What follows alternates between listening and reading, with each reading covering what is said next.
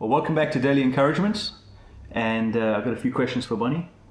We've been talking about pressure and how to handle pressure, some of the practical things you can do, also some of the spiritual things you can do. And I did a video yesterday talking about the fact that I was tired and that I wasn't actually thinking straight. I couldn't put my sentences together, much like now. It's been a long day today. What do you do when you're tired? What do you like when you're tired? When I'm tired, I'm quite grumpy. I just need space. Like, just leave me alone. I don't like to have big long conversation or talk and have demands. I know that sounds selfish, but when I'm tired, I need to just get away and breathe, have silence, or play the piano, go and eat, watch a movie. You're talking about a Whaley tray now. Just get some space. And that doesn't have to be long, but I just get that and then I'm recharged. Is that when you get tired, or is that when you get around too many people? Because they are separate things. It's separate things, but when I'm around too many people for too long, I get tired. And that's the thing, I think that gets me, is that tiredness. I feel worn down, I feel depleted. And so I need to go and re-energize away from people. Classic introvert. When I get tired, I just need time out. I just need to do my own thing. I don't want anyone asking me any questions. I don't want anyone making a demand of me. I get very frustrated if people WhatsApp or call or send me a message.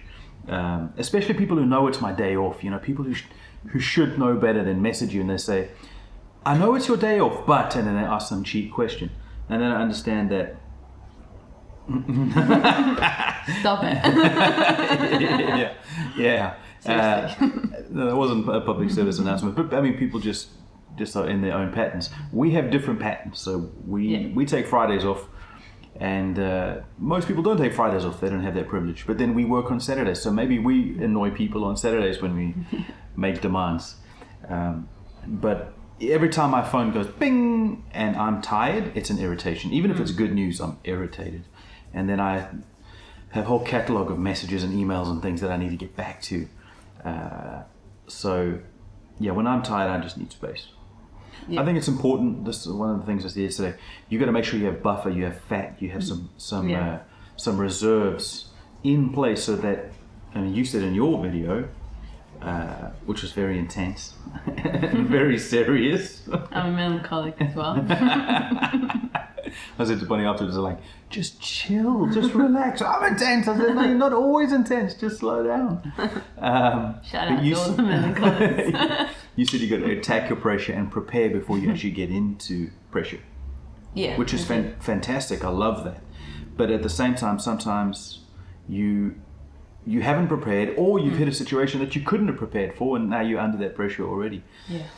So you've got to know where your limits are, and you've got to know how to take time out from that or in the middle of that, and you've got to have a sense of peace in the middle of the storm. Sometimes the storm comes at you and there's nothing you could have done beforehand. And so it's a real skill. I think it's a little like a muscle. When you come under pressure and you learn how to handle it in a mature way, and you learn how to get through that, and you actually learn that there is an end date to pressure, that's a muscle, a capacity that you build, that you're then able to handle more pressure in the following occasion. How do you know when you're at your limit? Everything irritates me. Everything. Someone scratching the table, which I never think about, but it scratched the table, or the phone pings, or someone slurping, or I just want to bite everyone's head off. That's when I know, oh, Sean, you need some time out. And I've had to learn in our marriage to recognize those signs. So when I see that in Sean, I will just remove myself from the situation. Or I will politely, and sometimes not so politely, remove you from the situation. Yeah. So it's good to also know from a marriage perspective where your partner is and what their triggers are. And so I'll just say to Bonnie, don't talk to me now. I don't know. Like yesterday I said to you, you were asking me questions like, I don't know. You just solve it yourself. Just come to me with the solution. Don't try and come to me with the problem. How did you handle that? I went and solved it. I just did it. I went and cried? No, because I've had to learn what works for you. Yeah. And I can't change that, and that's fine because I have things that work for me. So I respect what you need, and I don't get offended. Previously, I would get so offended and think, how can you talk to me like that? And I'm going to tell my dad or something, stupid. And no, you just need space. You're tired. That's normal. So, I just stay out the way, make you coffees. And then he comes back. And often I'll say, welcome back, Sean. Happy Sean is back. I think another element of handling things when you're tired is just to be honest and just be open about the fact that you're tired and that you're at your limit and that you need space. Communicate that to people around you.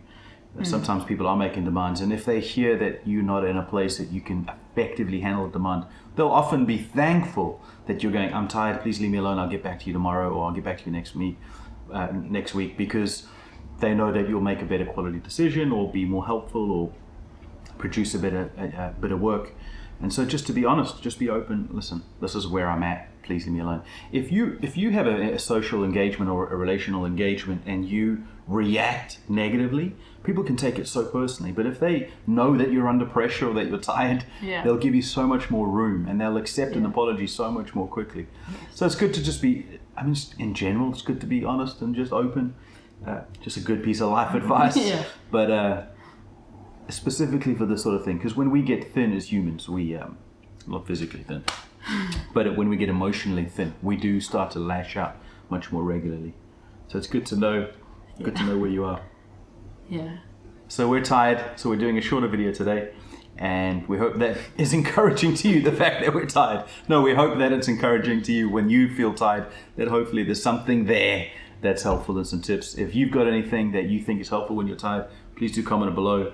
We will appreciate any help, because that's one of the weak areas in our lives, when we just grind it out and we make the most of where we're at, but then we don't have this reserve. So it's something we're going through and we're learning ourselves.